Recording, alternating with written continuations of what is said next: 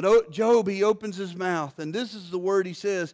He says, curse, this is verse 1, curse the day of his birth. That's what he began to do. He opened his mouth and he cursed the day of his birth. Verse 1 and on, what we see here is we see Job, he begins to just rant about the fact that he wishes he would never have been born. Have we ever been to a place like that in our life?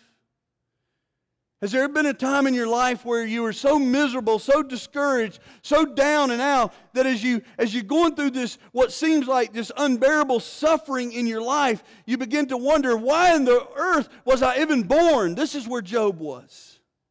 And so we see the anguish that Job is going through. We see just the despair that he finds himself in. And then he begins to cry out in verse 11. He begins to cry out. In fact, 5 times in the rest of the chapter here, he begins to cry out. And he asks this question, why? We talked about this last week, but here we see it again. Why was I even born? Why all the misery? Why do I have to go through this? Why? Over and over and over, he asked the question, why? You can just sense the anguish that Job is going through. And here's the thing. We as believers, we read this passage, these verses, these chapters, up to chapter 3, and as we read through it, our heart, it breaks for Job. I mean, we see this man who was blameless, he was upright, he feared God, and he shunned evil, and all of these things. We know that he was a man that was chasing after God's righteousness and holiness, and we read the story along with him. We see it from a bird's eye view, and as we do this, our heart breaks for the man. We don't want Job suffering like this, and we find ourselves right there along with him asking the same questions. Well, why all the misery? Why all the suffering? Why all of this in his life?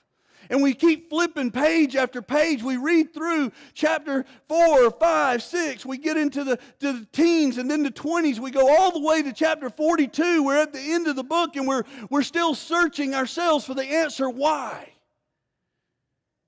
And then we discover that the truth that God wanted us to understand in the reading of this entire book is this. The truth that God wanted us to discover is this, is that sometimes the answer is not what's important, but rather the presence of God in our life that's important.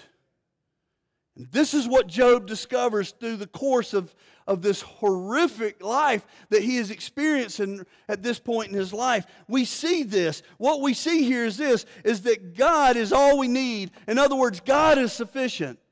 God says, I may not give you the answer, but you have me. I may not have the answer for you. I may not have an explanation for why you're going through this. I may not have all your questions answered, but you do have me, and I am enough. And this is the hard lesson, the truth that Job has to discover as he goes through this very horrific life.